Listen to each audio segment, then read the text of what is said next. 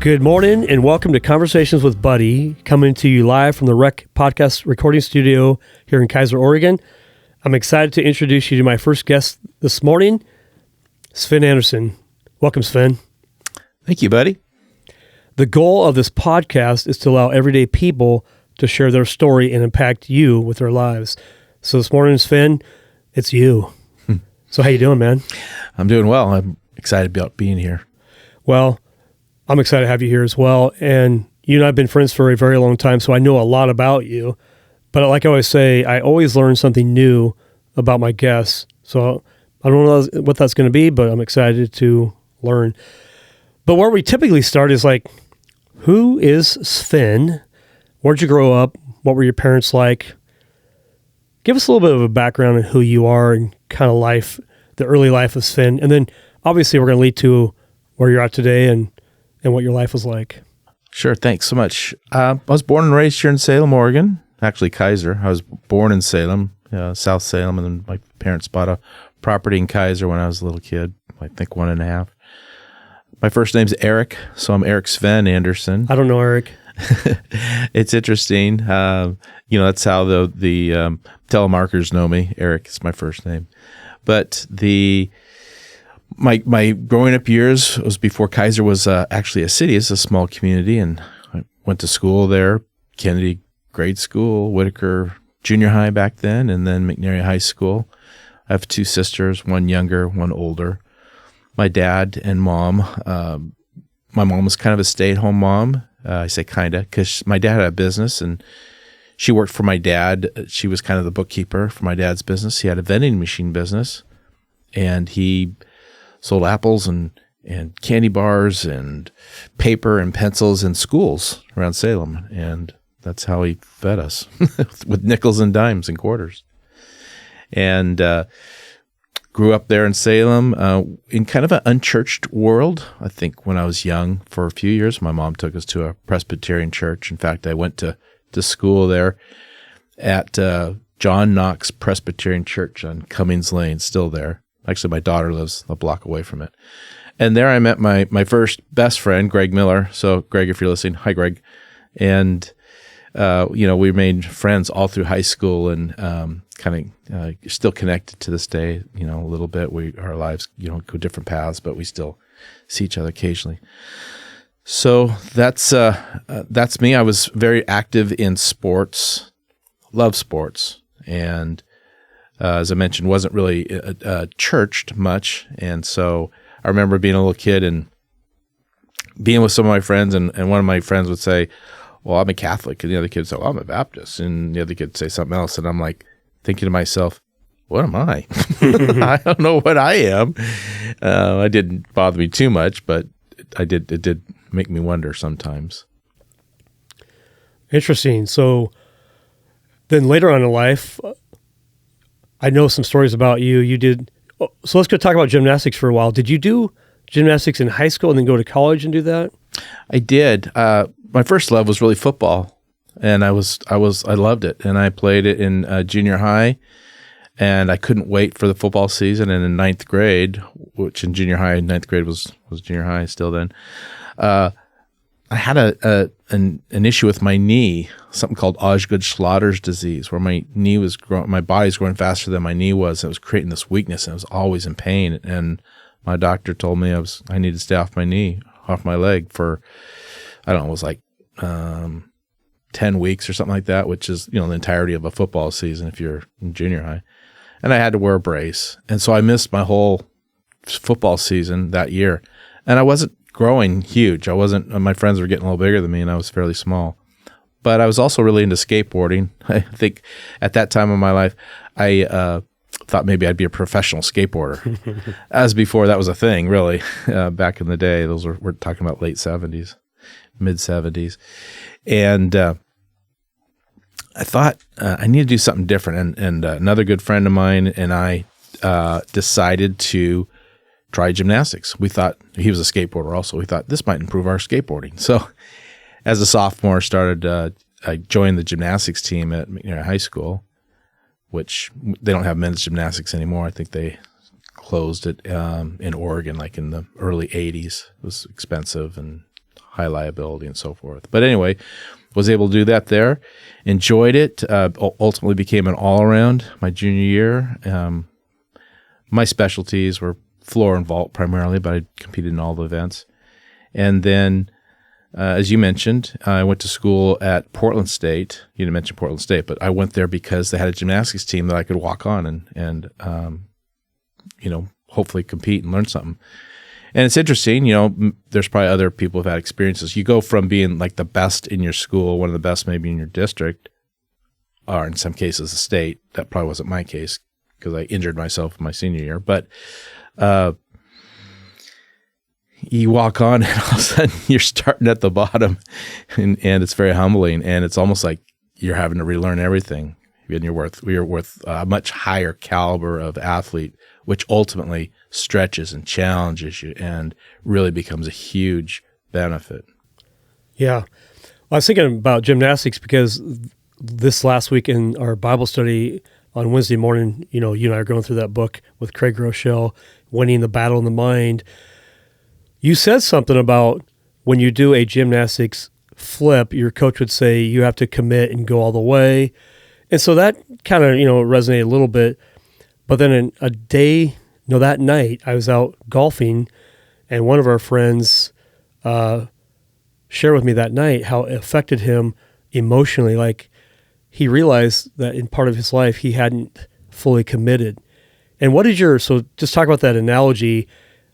If your coach would say, if you don't fully commit, what would happen? Yeah, that was really interesting how that came up in that Bible study group. I think this particular time, I remember this in particular, I was practicing a dismount on the parallel bars, and my coach would be spotting me, and he's like, you've got to go for it. If you go halfway, you're going to get hurt, and I'm going to get hurt. But if you go for it, I'll pull you out. We'll be okay. And we'll learn. And I think the first time I did it, I went up and you're upside down, you lose sight and balance, and all of a sudden I just freaked. And my coach tried to save me, and basically what happened is he and I both got hurt. Not terrible, but it's enough to make him look at me like, I told you, go for it. And then ultimately, of course, I did. But going for it, there's a safety in going for it because this is kind of a life principle, I suspect. You'll land, you may not, it won't be perfect, but you're not going to land upside down on your head. And that's the key. And so I kind of related it to our faith in Christ, that if we only are going halfway, we're really not getting the benefit of walking with the Lord, the whole benefit that God promises us. He says, if you seek me, then you'll find me. Well, if you're looking for him, but you're not really seeking hard with all your heart, you're probably not finding what you need.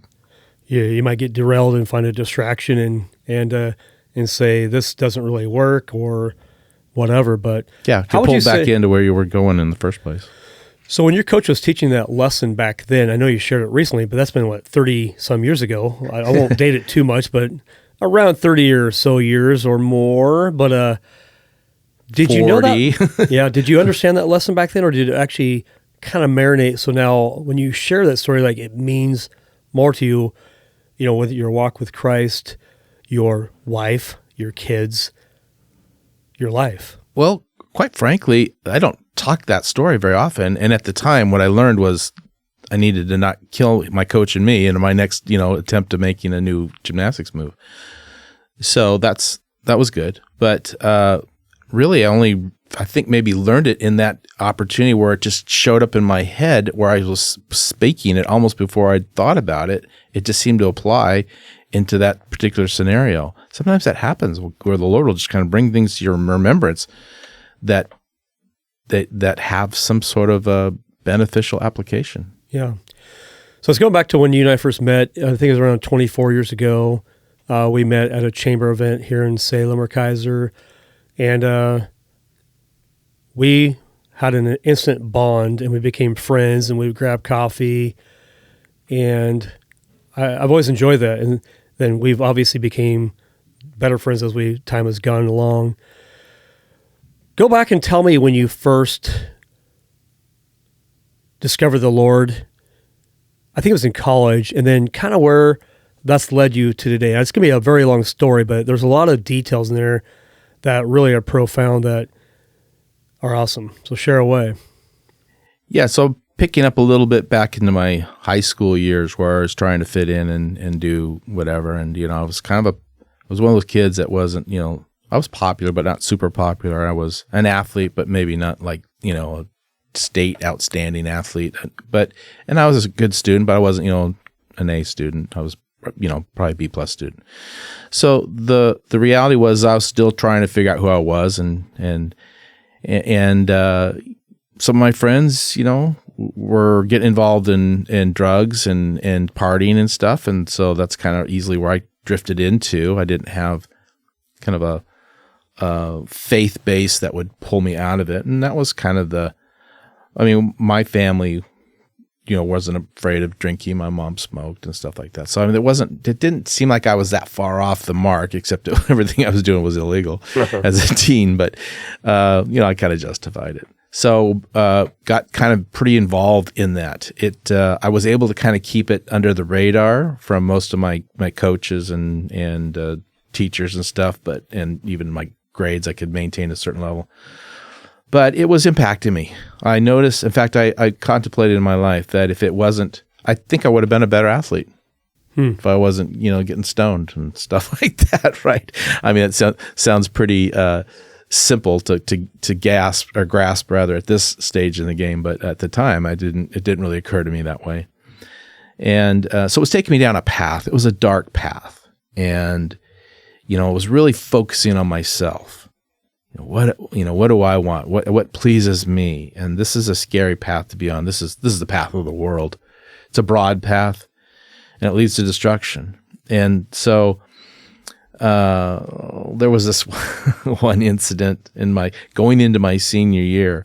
I was becoming entrepreneurial with my drug use, and that means I was selling drugs. Drugs. It was just marijuana. Just marijuana. But back in the day, it was illegal, friends. Anyway, I had a couple ounces, and if you had over an ounce, it was considered a pretty significant offense. And my friend and I were driving. I had just actually sold some, and we got pulled over by some cops. We'd stopped at a Circle K store, picked up some ice cream, because we had the munchies, and we sat there for about 15 minutes and ate our ice cream, and then we drove down the road on Lancaster Drive, and we got pulled over by a cop, and not just one cop, but the whole street filled up with cops, and lights flashing everywhere in each direction, and we're hearing through a loudspeaker, "Driver, roll down your window, reach out with your right hand, open the door, come out with your hands up." This is really freaky because I'm 17, I'm stoned, and so is my friend. And then same thing, passenger with your hands up, come out through the driver's side. And we come out. As soon as we come out, cops rush up to us, frisk us down and everything. They're rifling through our car, looking through stuff. And my friend says, kind of in a broken up voice, he goes, "Can I ask what this is all about?" And the cops pulled us to the side. He said, "Listen, we were giving credible evidence that two males in a blue Pinto, which we happen to be in, we're going to hold up the Circle K, and we were watching at the store, and you were out there, and you had been sitting there, so we thought you'd done it." But they found all of our drugs and paraphernalia and stuff, and oh my gosh, that kind of started it probably didn't start, but what it did is it complicated a relationship with my father, because he didn't raise a kid to be selling drugs, and they were mine. And anyway, that was a kind of a harm. It really harmed our relationship. No, it wasn't great, but that really hurt it. And so it kind of spiraled me down. But I was still, athlete and all those other things I mentioned. But when I graduated from high school, and I wanted to pursue gymnastics, because it was fun and it challenged me. And it was a great, it was different too. My friends were playing football and whatnot, and I love football, but I could do stuff they could not do, and improve my diving. I used to belong to a swim club, and so my diving improved, and that was kind of neat. But when I went to the reason I went to school, meaning college, was I really needed to buy some time because I didn't know what I wanted to do. I knew I didn't want to go to work. I knew I wanted to party. I knew gymnastics were good, and I wanted to meet as many girls as I could. That was kind of my plan. It wasn't much of a plan, but that was it. But it's all about me and me and me and me. And when I got to Portland State, and I lived at the student housing on 6th Avenue, the Ondine on the 11th floor, and I had a roommate from Bend who was also on the gymnastics team with me. It was lonely there a little bit, and I recognized something pretty fast. I wasn't going to be the best on this team, maybe ever. I mean, there's some, even at that level, there's some really phenomenal athletes. Wasn't going to be the best, wasn't going to be the smartest, wasn't going to be the best looking, best, smartest, richest, anything. I wasn't going to be the best at anything. It was really weird. It was kind of like this, I had my whole, whatever I was striving for, I recognized I was going to fail in everything. And it depressed me. And I considered just, why would I continue with life? It sounds kind of silly now thinking back, but that was kind of the oppression I was in. I felt, what's the point?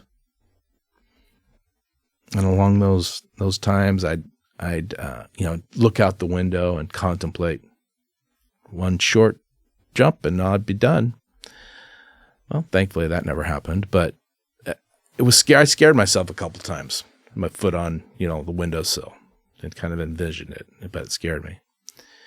But thankfully, God had a plan for my life, and He wasn't going to leave me there. And so, I met some friends through my roommate that were engaged in a business, and we were invited to, here I'm a college freshman, invited to a business seminar and rally in the Portland area at the time, and I just went, yeah, sure, we'll go, and showed up my flannel shirt and jeans, with my roommate. Didn't know anything different, but it began a profound thing where I started associating with people that were very positive and talked things like, God's part of my life, and I need the Lord's will, and these kind of phrases and thoughts and stuff that I wasn't familiar with. And then I started reading some positive books and stuff that really also kind of reinforced the idea that, God wanted my success.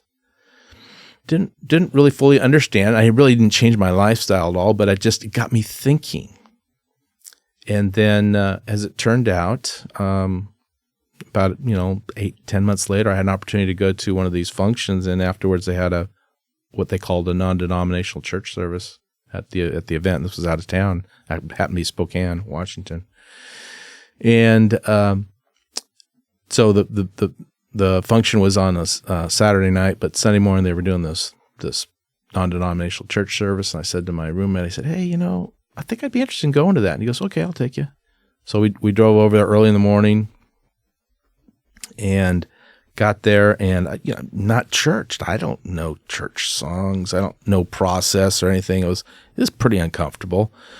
But on the way there, I remember staring out the window. It was about a 15-minute, 20-minute drive to this place. And I had this very unusual thing that happened to me. With clarity in my mind, not audibly, but I sensed God. I didn't know much about God, but I sensed God saying, today you're going to give your life to me. Today is the day. And I was staring out the window. Nobody, just me, heard that. I mean, it wasn't audible again, but I knew what had just happened in my mind. And I started having the fear of God in my chest, because I'm thinking, what does this mean? So I get to this church service. We're sitting there, and the whole time I'm thinking, how is this going to play out? Because that was, whatever happened back there was something. And so I listened to this message, and people give testimony, whatever. And then at the end, there was some opportunity to go forward and pray. And I remember feeling chained down, Like, I can't move. I think I'm supposed to go forward. I don't know. I don't even sure what I'm going forward all about. There's a lot of things going through your head.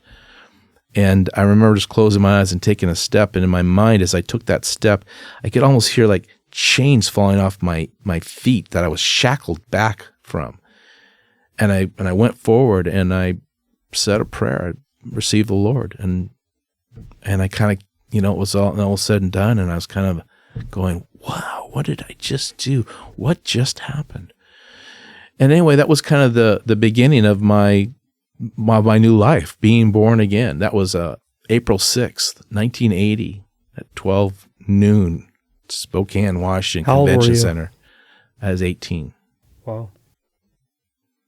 And I remember coming back, and all of a sudden it kind of occurred to me that I felt clean inside. And I started crying. Oh man, it was deep, weep, heaving, crying, because I thought, I feel clean. I feel clean. And I remember kind of having some of my friends come around me, and I said, how is it that it took me 18 years to hear this message, to know this? I remember one of my friends said, Sven, sometimes people never get this message. So that was my beginning. And then that was my beginning with the Lord. But I moved back. But I lived in Portland. I lived away from my family. I didn't have a church. I didn't have a Bible. I didn't have nothing. My roommate, who was pretty much as much of a partier as I was, he moved back home to Bend. Now I'm all alone. And I'm sitting in that room. This is about a week later or whatever. I am easy pickings for the devil. And I get a phone call, and I answer. I said, hello? And they said, is so-and-so there, my roommate? And I said, no.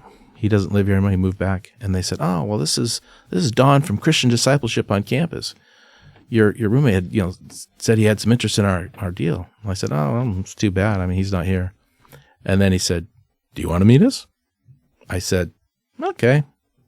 So they said, come on down, meet us at the, the commissary or whatever. We'll visit. So I went down 30 months later. They took me through the 4 spiritual laws, made sure I was all prayed up, receive the Lord. And then next thing you know, I'm kind of getting engaged with a fellow named Floyd, who was walking me through the Bible. We were learning.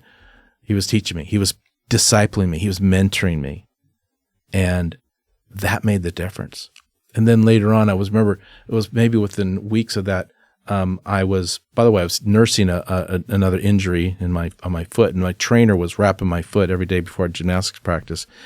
And we get to talking, and this guy's he's a believer, and I didn't realize that. And he invites me to church. I'm still in Portland, and I'm like, oh yeah, sure, let's do that. So went to a little church called Beaverton Foursquare Church, which at the time was small. I think that it sat probably maybe 200 or 300 people. And I get there with my friend Brian, and there's we're there like 15 minutes before the service, and there's like 150 people standing outside waiting to get in. I'm like, what are we waiting for? What's all this waiting?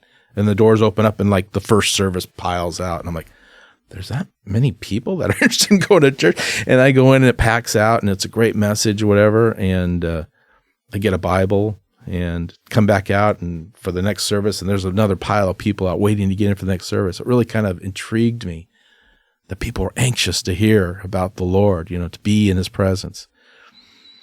But that was kind of thankfully to the Lord, he didn't leave me without some sort of resource, because I didn't have a Bible. I didn't have a church. I didn't know nothing.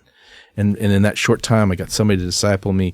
I got a friend that took me to church. I got a Bible. I started reading, and my life began to change slowly. Mm-hmm. Man, I think about that. If you go back and let's say a mentor didn't show up, because you and I are involved in mentoring, and so we're going to talk about that. But I can't imagine what life would be like if that mentor hadn't showed up and made that phone call to you. Let's talk about like marriage, kids, ministry. So, how long have you and Elena been married? I know it's been a long time. How many kids you got?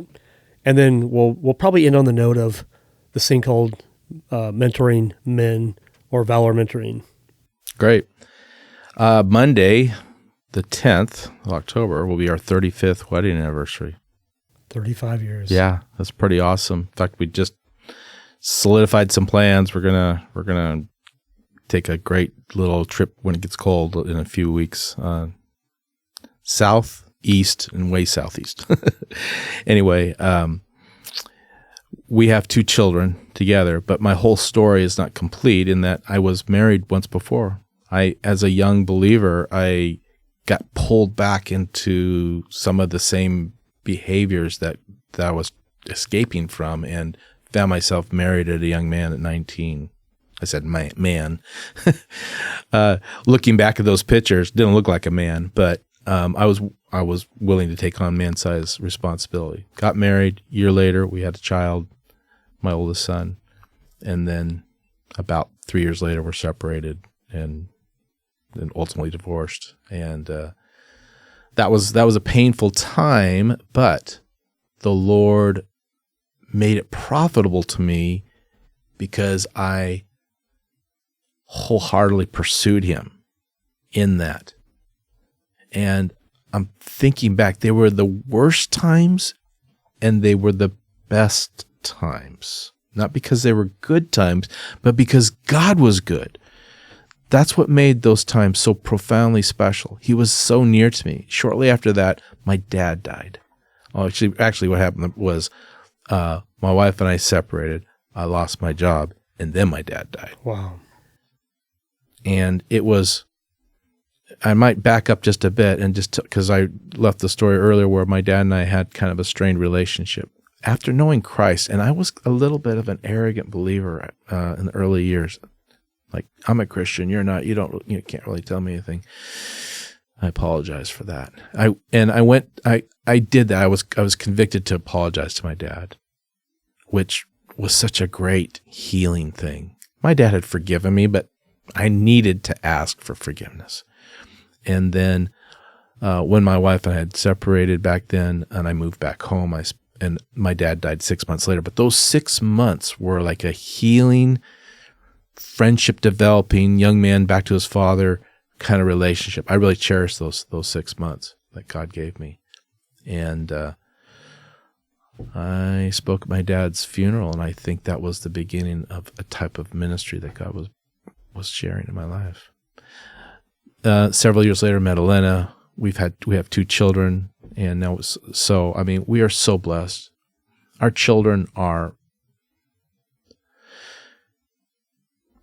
a way for us to evaluate how successful we are in life. And my wife and I have, Elena and I have always talked about that was the way we would measure our success, not in dollars or things or stuff or places and stuff, but rather how great our kids were. Were they serving the Lord? Do they love people? Are they doing stuff that are helping other people? And that is where our children are at. We're super proud of them. And, we still pray for them. We still have challenges and issues, and they're not perfect, and God knows I'm not. But that's very satisfying. That's very satisfying. Yeah. Well, you've definitely impacted me. Just the way you start out your morning, you spend time in the Word. I didn't always do that, and so you've definitely had an impact on me. I'm actually watching you, how you spend time with your wife, how you raise your kids. So I've known you for a very long time, so I've witnessed it, and it's a beautiful thing what God does. Because left alone, I don't think you and I have a very good story that ends well. God help us. So let's just wrap up here, because this is really where you and I are at. 35 years later, having kids, and we really haven't talked about your work, and we can talk about New York life and stuff like that. But I really like where this is going, because really, I think your heart is for the gospel, for people. So how do you, Sven, spend your days? You obviously work, you got to make money, and you bought a new home or built a new home. Well, you got to make they say happy wife, happy life. So I'm sure that has something to do with it. Yeah, so far so good. Yeah, good. Well, I'll call in and make sure that's the case. But then she threatens to call you once in a while when things are going sideways. She's like, "You want me to call, buddy?" Yeah. And I go, "No, don't do it." So how do you spend your days now with ministry, whether it's church or Fowler mentoring? What's that look like to you?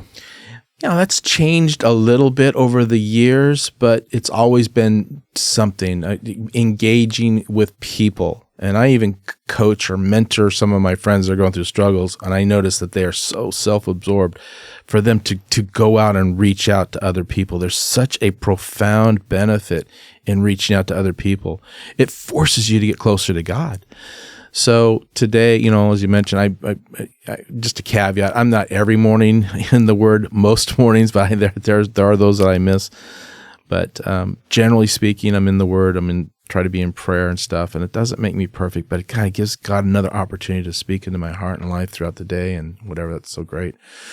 But you and I and Tim, we had a vision that God wanted to do something in our lives, and you were modeling mentoring to me, and so was Tim, but I was doing it as well, but we together we thought maybe we can take this idea and duplicate it in other people. And if we could reach men, and if men would go out and reach other men, that would be a solution to the challenges in our communities, in our world, frankly. If men could get their worlds together, women are safer, children are safer, poverty goes down, crime goes down, there's fewer abortions. Everything about life that's negative gets better when men get their lives aimed straight.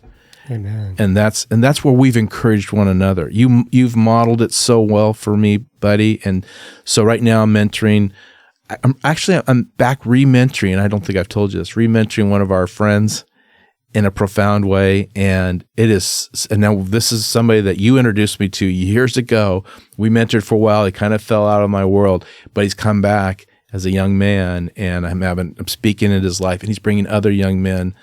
And so I have this opportunity now to be speaking into their lives again, and other things, so I help out at Sunday school sometimes, or I'll teach a Sunday school class, or I'll lead a class. Or we do the Wednesday morning men's study here. I just, whatever the Lord puts in my heart. But it happens at my work too. When I'm in the money business, kind of like you, different element, more financial services and planning and stuff. But when you talk about money, you get really into some intimate things, and there's opportunities in that intimate conversation. So work becomes a ministry too. Everything becomes a ministry. Our house is a ministry. Our kids are a ministry. We just live, and that is, and I haven't perfected this. I don't want to make it sound like I have, but it's really a joy when whatever you do as unto the Lord. Man, amen. You do it well, man. I know, like you said, we can say it a million times, we're not perfect, but it's not about perfection. It's about progress and seeking the Lord and being about that. One last question, then we'll wrap up here. What is your legacy that you want to leave that's so important to you that you get up every day and live accordingly? Because I know you do. Wow, that's kind of multifaceted. I wish you would have asked me that question a week ago. I prepare a really great statement, but I'm going to give you what I think I got here. First of all, it's my family. I want, as I mentioned, the success of my children and grandchildren. I want that to go on and on. We want to change this world for the Lord. We want to affect lives. We want to bless people. My wife and I were talking just yesterday. She told me about somebody who was really hurting, and I thought to myself, we just need to be their friend. Our ministry will just be to come alongside them and be a friend. But that's just kind of my wife's heart and my heart. I just love her heart. She's awesome. So the legacy would be our children's success, but it's more than that. It'll be the lives that we've been able to impact along the way. Some of them are family. Some of them aren't, sadly. But they're people that God brings across our path. And really the whole idea of being together with you and Tim was for me to expand my faith and to do more with less, or to do more with more. Maybe that's a better way of saying it. But it's really, we can touch more people together, it seems, than we ever were doing apart. When we're working on our own, we're touching 1-on-1 or 1-on-2 or 1-or-3 or something. But we've multiplied that, and I think we've only just begun. Yeah. So I hope my legacy is well done, good and faithful servant, and the same message to my children, my family, the people that I know, that they would have that same welcoming into heaven. Amen. Well, Sven, thank you for sharing your life, and I learned some things about you. I didn't know a few of those things, and we'll talk about those as we meet again. But I really appreciate you as a brother, as a friend, and I'll continue to pray for you and your family. And I also just want to say thanks for the rec to host this podcast. It's special to have these conversations with people, to hear their story, and that your story, Sven, will affect somebody. We don't know who. It's not up to us. But God will use it for His glory, and that's what we want. So thanks again for being a part of this, Sven. We appreciate you. And if somebody wanted to reach out to you and just say, hey, man, who are you? You've gone through some stuff. How would they get a hold of you?